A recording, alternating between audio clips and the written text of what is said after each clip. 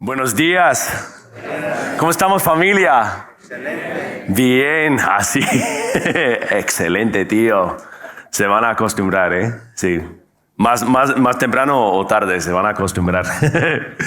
¿Todo bien? Bien. Estamos en familia, ¿no? Sí. Bueno, ¿seguros? Sí. Porque como familia les tengo que hacer dos cosas. Una confesión, primero. Y segundo, una petición. ¿Vale? Primero, la confesión. El suéter fue de ella. Este es el mío. Yo lo encontré enterrado por muchas camisas en mi armario. Tuviste razón, cariño. Bueno, sí, y yo no.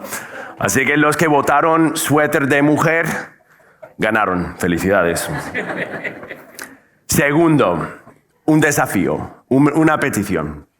Acaban de escuchar a Marlene decir que vayan los niños al servicio de ellos, ¿verdad? Y eso yo lo quiero repetir. ¿Por qué? Porque es para el beneficio de todos. No solamente nosotros que nos podemos mantener más enfocados durante ese tiempo, sino también para el beneficio de ellos. Ellos se pueden aprender de Dios de una forma mucho más adecuada que escuchar un sermón de 30 minutos, ¿no? Verán a videos, jugarán a juegos y estarán en comunidad. Saben cómo los niños aprenden, como si fuera una clase en la escuela donde tienen sus actividades y todo. Así que entiendo que a veces no nos sentimos bien soltándoles, pero yo les doy ese empujoncito, como somos familia, y me han dado el permiso, ¿vale? Así que ya tienen ese desafío y se lo doy porque estamos en familia. Y sabes, estamos aquí reunidos porque creemos que Jesús puede cambiar todo. Y si no lo crees, lo quieres creer, ¿verdad? Pero para conocer a Jesús, el que cambia todo, hay que preguntarnos qué significa conocer a Jesús. Somos capaces de conocer a Jesús. ¿Qué significa? Conocer su personalidad, conocer sus posiciones en los temas, conocer su carácter, tener una relación en que podamos comunicarnos con Él. ¿Qué significa? Yo creo que los cristianos dirían, si quieres conocer a Jesús, pues vete a la Biblia, ¿no? Pero la Biblia nos dice todo lo que necesitamos para poder conocer a Jesús. Es un desafío. Es un libro grueso, ¿verdad? Un promedio de 1,000 a 2,000 páginas, historias que muchos nunca hemos escuchado, momentos de locura. Y cuando un pastor nos dice, vete a la Biblia a ver, normalmente no sabemos por dónde comenzar, ¿verdad? Sí, todos hemos pasado por eso. Pero les animo esta mañana, que está también lleno de historias que todos hemos escuchado. Y vamos a comenzar en uno de ellos hoy. Me recuerda esto de, como en las clases de inglés, hacemos las inscripciones aquí en la iglesia, ¿no? Y la gente viene y me dice, ponme en la clase más baja que no sé nada. Y yo le digo, vete a tomar la prueba. Y se van, toman la prueba y están en el 3er nivel. O sea, te darás cuenta de que has escuchado algo y somos capaces de mejorar siempre nuestro conocimiento de Jesús y profundizar también nuestra relación con Él. Ejemplo número A. Jesús murió en la cruz por nuestros pecados, ¿verdad? Todos hemos escuchado esto. Es el evento más importante de toda la historia. Nosotros creemos que en ese momento pasó lo imposible. O sea que Jesús en ese momento ha hecho lo imposible. Y en ese momento y en los 3 días que siguieron. Y los teólogos, los que estudian Dios con toda su vida, tienen debates sobre cómo esto pasó. Algunos dicen que Él en ese momento satisfació la ira de Dios. Otros que dicen que había una deuda entre la humanidad y Dios y con su sangre, como los sacrificios antiguos, Él lo pagó en ese momento. Hay otros que dicen que Jesús, en ir al infierno, a los confines más lejanos de Satanás y su influencia, él venció al enemigo. Y hay más teorías aún que esos. Y estos debates existen, francamente, porque hay cosas que no se puede saber. Puede ser que todos son verdaderos, ¿no? No hay todo, no se puede saber todo. Dilo un misterio divino, porque Dios es divino y nosotros somos finitos, no se puede saber todo. Pero aún así, Jesús, Dios, el Espíritu Santo, ellos se quieren revelar y lo hacen a través de la Biblia. ¿Sabían ustedes que la Biblia es el texto mejor preservado de toda la historia humana? O sea, no hay ningún texto en toda la historia que ha sido tan preservado desde la antigüedad como la Biblia. No es casualidad. Dios se quiere revelar. Quiere que nosotros le conozcamos y le descubramos y que tengamos una relación con Él. Así que vamos a por ella. Vamos a la Biblia. En el Nuevo Testamento, los primeros 4 libros dentro de un libro, son los evangelios, ¿no? Escritos por 4 personas distintas, 2 de los cuales conocían personalmente a Jesús, que eran sus apóstoles. Una de las cuales, que no le conoció personalmente, fue Lucas. Él era físico y vino a la fe después de que Pablo compartió con él el evangelio. Así que él, en hacer viajes y hablar con la gente, él conoció a un montón de testigos de primera mano de la vida de Jesús. Por ejemplo, si vas a Lucas, verás que comienza con la historia del nacimiento de Jesús. Obviamente Lucas no estaba, pero se supone que él cogió todos esos detalles de este evento de María misma. Así que era minuciosa en su búsqueda y era un valor para él contar la historia como pasó. Y de ellos, de esos 4 escritores, todos captaron cosas diferentes, a veces la misma cosa, de la vida y los hechos de Jesús. Y como son personas distintas, algunas cosas se destacaron más para cada uno, para que conozcamos mejor a Dios. Así que, gracias a ellos, sabemos que es un hecho, es la verdad histórica, es un evento que sabemos que pasó, que Jesús, en el día que murió, se fue a la cruz a las 9 y colgó ahí hasta las 3. 6 horas de sufrimiento. Por eso esta serie se llama 6 horas, porque vamos a enfocarnos en ese tiempo en que estaba sufriendo nuestro Señor. Y también porque en ese tiempo hizo 7 afirmaciones. Y estas 7 afirmaciones son intencionales. Él los hizo a propósito para revelarse, para que les conozcamos. Somos capaces de conocer a Dios. Y lo vamos a hacer en este mes, mientras vamos preparándonos para la Pascua, la celebración del momento más importante en la historia del mundo. Vamos a hacerlo viendo estas afirmaciones que hizo desde la cruz.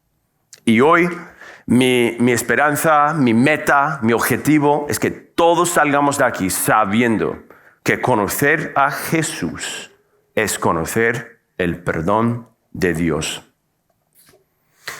Así que, para un poco de contexto, vamos a leer de Lucas, y en el momento que llegamos al pasaje, están preparando para crucificar a Jesús, para su crucifixión. Y no sé si lo saben, pero la crucifixión era de las peores formas de morir, ¿verdad? Era bruto, era violento, era bastante lento también. Como ven, que Jesús colgó ahí 6 horas. Y el Imperio Romano utilizaba este método porque causaba sufrimiento y hablaba sobre la fuerza del Imperio Romano. Y cualquier que se atrevía a ponerse en rebelión, iba a ser un ejemplo en una cruz. Así que Jesús tiene una audiencia delante de Pilato. Y Pilates. En inglés se dice piloto, pilot. Pilates, sí. Y él tiene su audiencia, ¿no? Y Pilates, ¿verdad? Pilato. Bien. Thanks, guys. Yo les voy a ayudar en inglés también. No se preocupen. Pilato. Así que tiene su audiencia y Pilato dice que no se va a encontrar nada de evidencia contra él. No ha hecho ningún crimen. Así que lo voy a castigar y le voy a soltar. Pero la multitud, no una, no dos, sino 3 veces, exige que lo castiguen a muerte. Y Pilato al final, él deja que esa presión le influya. Y él manda a Jesús a la cruz. Así que con sus gritos se impusieron y había demasiada presión. Pero el plan de Dios siempre iba a ser así. Seguía en marcha. Dios tenía ese plan desde siempre. Así que vamos a enfocarnos en lo que pasa en ese momento. Yo les invito a que se ponen de pie en reverencia de la palabra directa de Dios. Estamos en capítulo 23. También llevaban con Jesús, a otros 2, ambos criminales, para ser ejecutados. Cuando llegaron al lugar llamado la Calavera, lo crucificaron ahí, junto con los criminales, uno a su derecha y otro a su izquierda. Padre, dijo Jesús, perdónalos, porque no saben lo que hacen. Mientras tanto, echaban suertes para repartirse entre sí la ropa de Jesús. La gente, por su parte, se quedó ahí observando, y aún los gobernantes estaban burlándose de él. Salvó a otros, decían, que se salve a sí mismo si es el Cristo de Dios, el escogido. También los soldados se acercaron para burlarse de él.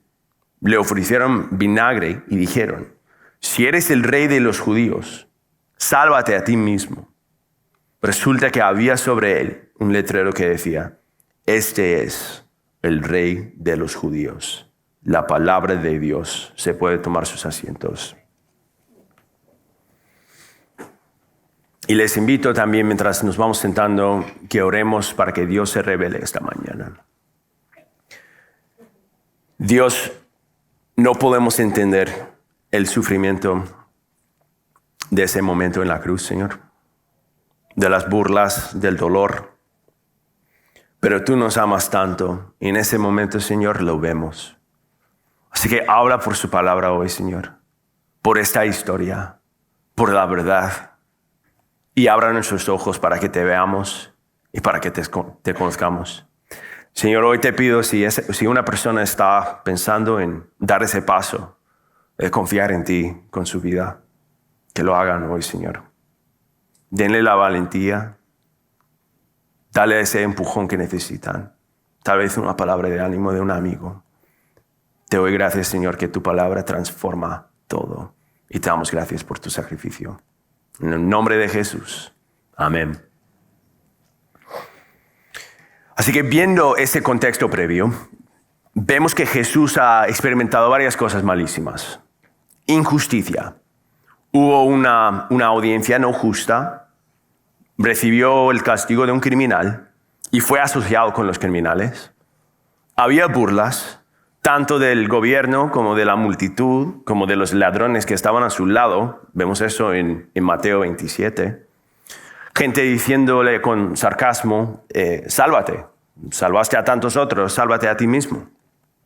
Y esa placa también que decía, este es el rey de los judíos. Y los soldados también echando suertes para su ropa.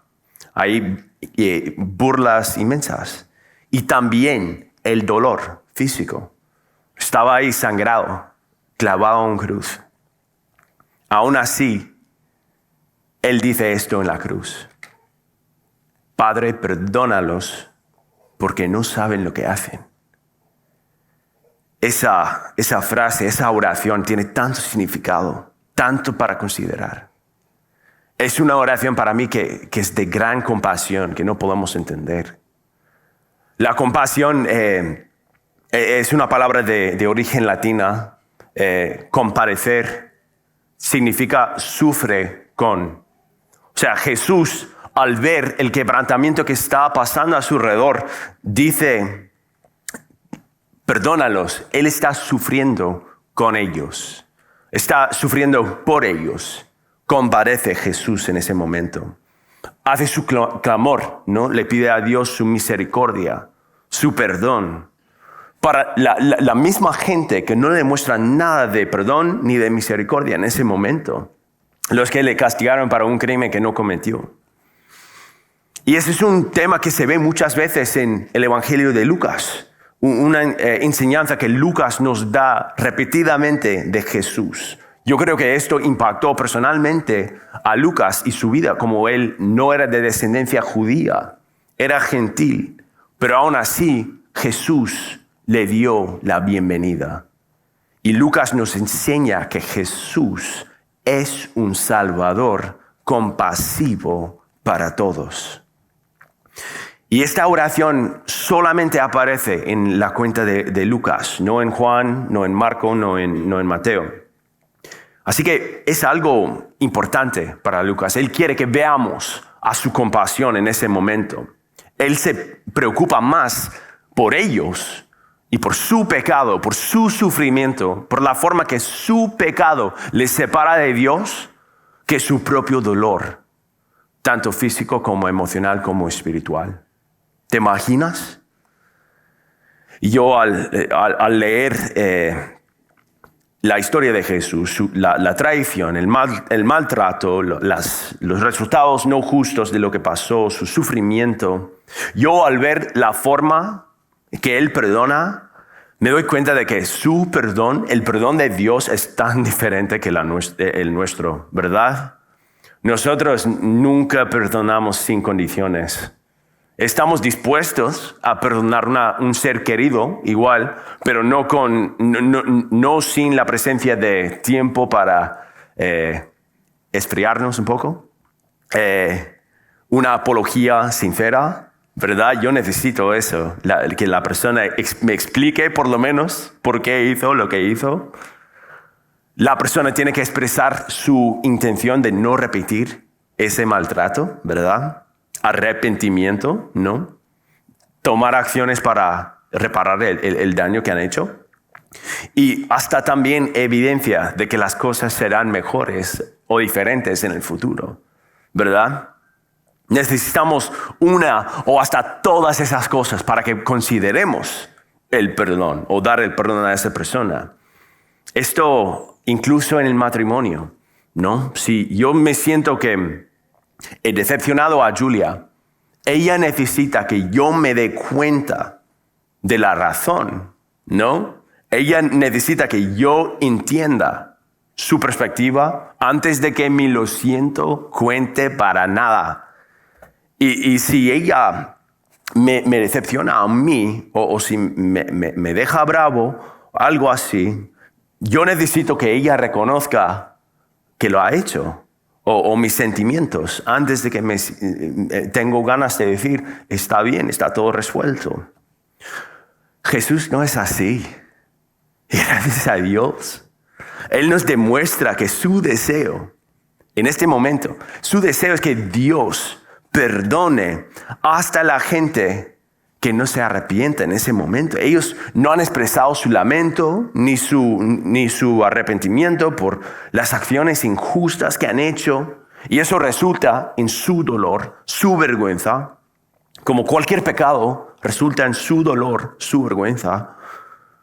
Pero Jesús nos enseña que Dios es bueno aún así. Ama aún así. Es compasivo aún así. Y cuando Él pide al Padre que los perdone, Él está creyendo que no va más allá del poder de Dios perdonar a esta gente. Pero esperemos un momentico, ¿no? Que Dios, ¿tú crees Él perdona a los que no se arrepienten o los que no ponen su fe en Él. Dime, ¿qué piensan? ¿Nos perdona si no nos arrepentimos, si continuamos en el pecado? No creo.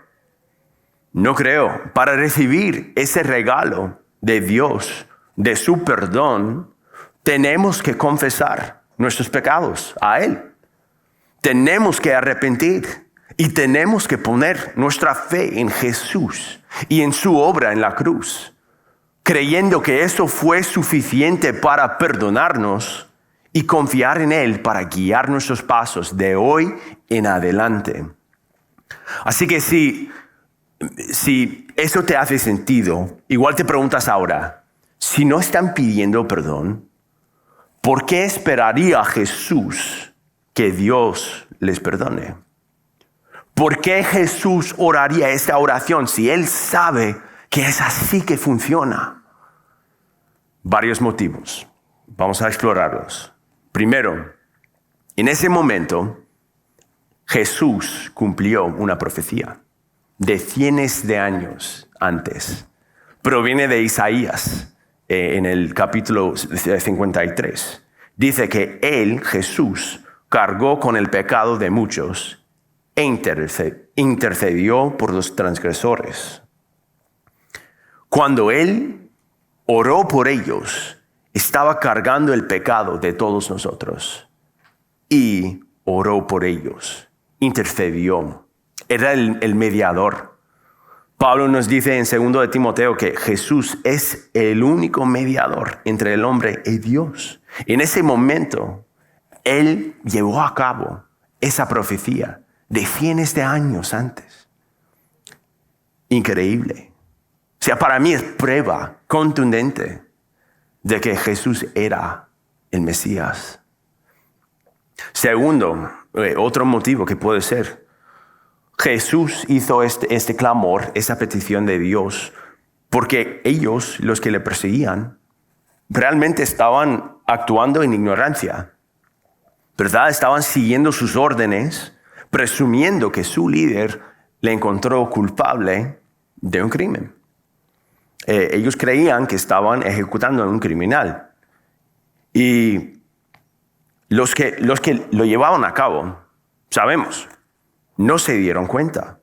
Pablo nos dice en 1 Corintios que si lo supieron, que Jesús era Dios, no lo habrían hecho, no tiene sentido. Pero ellos son sus hijos, son criaturas de Dios. Y aunque actúen en su contra, Dios no quiere que nadie perezca. Esto proviene de 2 de Pedro 3:9. Dios no quiere que nadie perezca, sino que todos lleguemos al arrepentimiento. Y nosotros también pecamos actuando en ignorancia a veces. A veces pecamos sin darnos cuenta.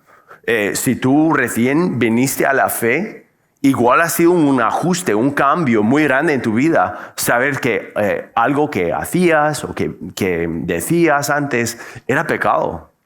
Y Jesús ora por nosotros. Cuando pecamos, cuando nos cuesta dejar de pecar, Jesús ora por nosotros. El Espíritu intercede por nosotros. Pero también la muerte de Jesús cubre todos los pecados cuando ponemos nuestra fe en Él. Su muerte, sea como sea que funciona, paga el precio de todo pecado humano. Y en ese momento, Él nos demuestra que el perdón, a través de su muerte, es el deseo de Dios para toda la humanidad. Pero para mí, y como dije al inicio del servicio, yo creo que la razón más principal de que Él hizo esta afirmación en la cruz fue para mostrarnos cómo es Dios, para enseñarnos su corazón, para que le conozcamos mejor, para que veamos cómo es.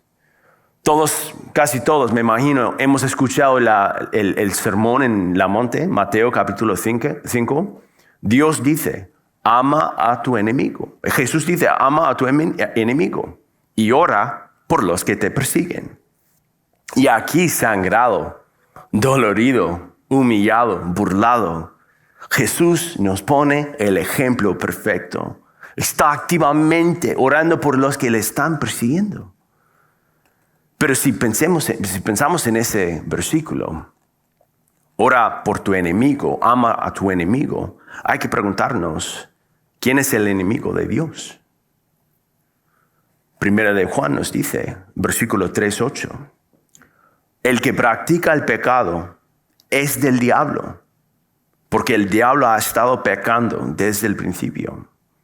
El Hijo de Dios fue enviado precisamente para destruir las obras del diablo. O sea que ahí Juan nos dice que si pecamos, nos hace enemigo de Dios, pero que Jesús vino a vencer ese enemigo. Y destruir las obras del enemigo quiere decir que Él lo hace a través de su perdón, su compasión, su sacrificio. Jesús oró por nuestro perdón en ese momento. Y luego se fue y proveyó ese perdón con su sangre.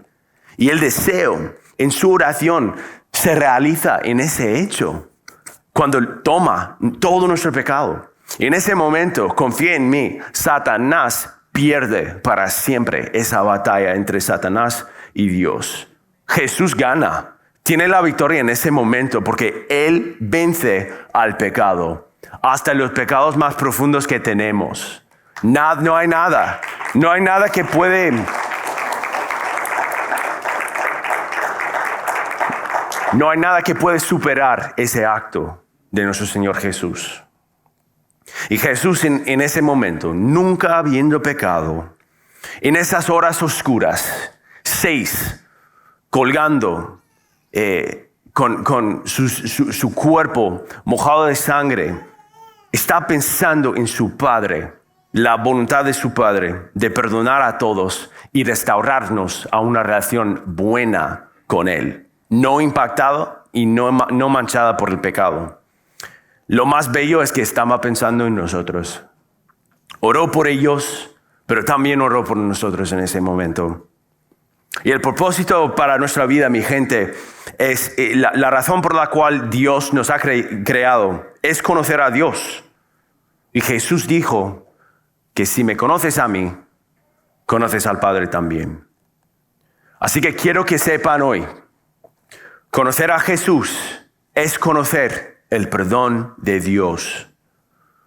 Tú igual has escuchado que todos los pecados son iguales. Yo no creo que esto es verdadero. Yo creo que matar es peor que mentir a tus papás sobre cuánto has practicado el piano. Pero es verdad que sí, todo pecado nos separa de Dios. Pablo nos dice que todos hemos pecado y estamos privados de la gloria de Dios. Y yo no sé lo que han hecho en sus vidas, pero sí ustedes saben. Y Dios sabe. Tú has tenido pensamientos, acciones, afirmaciones que te han separado de Dios. Porque cada pecado nos separa de Dios. Y es lo mismo para mí. La peor noticia es que ese pecado, aunque sea pequeño, arruina la relación que Dios quería con nosotros. Desde el inicio, pasó con Adán y Eva. Pero lo más bello, Pablo nos dice en Romanos 5, versículo 8, Dios demuestra su amor por nosotros en esto, que cuando todavía éramos pecadores, Cristo murió por nosotros. Y cuando Jesús oró esto, Padre, perdónalos. Continúan las burlas, los gritos, el maltrato. La sangre cae. Cuando eso estaba pasando, todo el mal a su alrededor continuaba. Y Él, aún así, murió para todos. Y qué gran amor se ve en esta obra, en este sacrificio. Él lo tomó porque quería. Él pensaba en el sufrimiento de los demás, compadeciendo con nosotros, más que su propio sufrimiento. Él tuvo compasión con nosotros en ese momento. Él sufrió con nosotros mientras sufría por nosotros. Así que como Dios nos demuestra que su amor nunca muere por nosotros, tenemos una decisión. Tenemos que tomar una posición.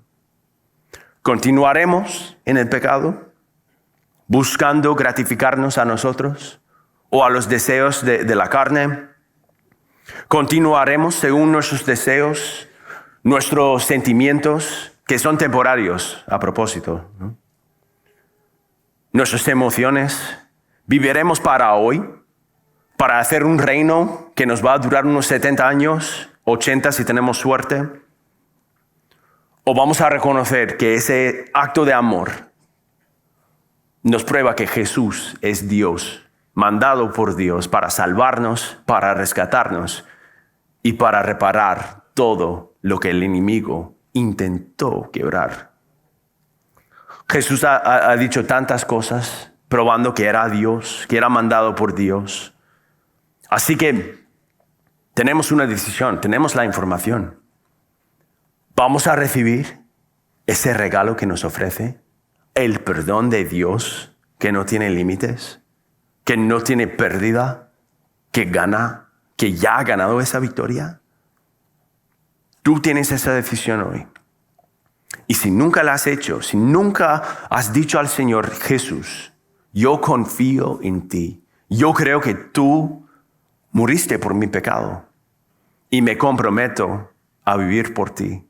Sé que no lo voy a hacer perfecto, pero que la comunidad me va a ayudar, tu espíritu me va a ayudar. Y yo puedo confiar que voy a estar contigo en el paraíso para siempre. Porque no vivo para hoy, no vivo para aquí, no soy ciudadano de aquí. Soy ciudadano de tu reino y tú eres mi Padre. Si nunca has hecho esa decisión, te espera abundancia. Y yo te desafío a que des ese paso hoy.